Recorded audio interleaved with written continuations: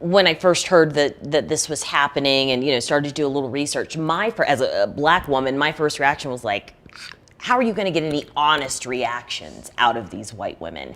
How does it come that they're open and honest and you're able to affect any level of change? Well, first of all, we create a safe space. And we always start with, Cyber will ask, who all at this table is racist? And, everybody looks around, they look at each other, they look at me, they look at Cyber, and then Cyber raises her hand. And she said, I'm institutionally anti-black. She said, all Asians are. And then she talks and she starts about that. And she gives other people permission to then tell their stories.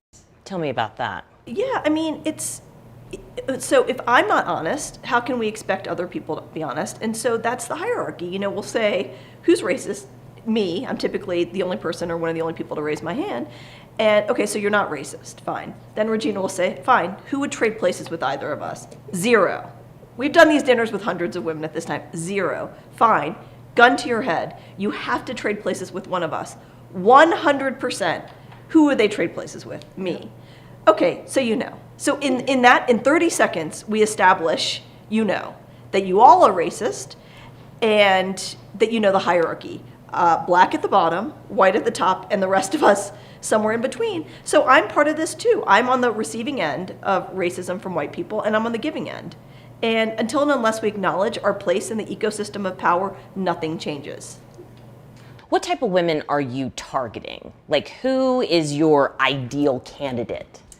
I would say our ideal candidate is a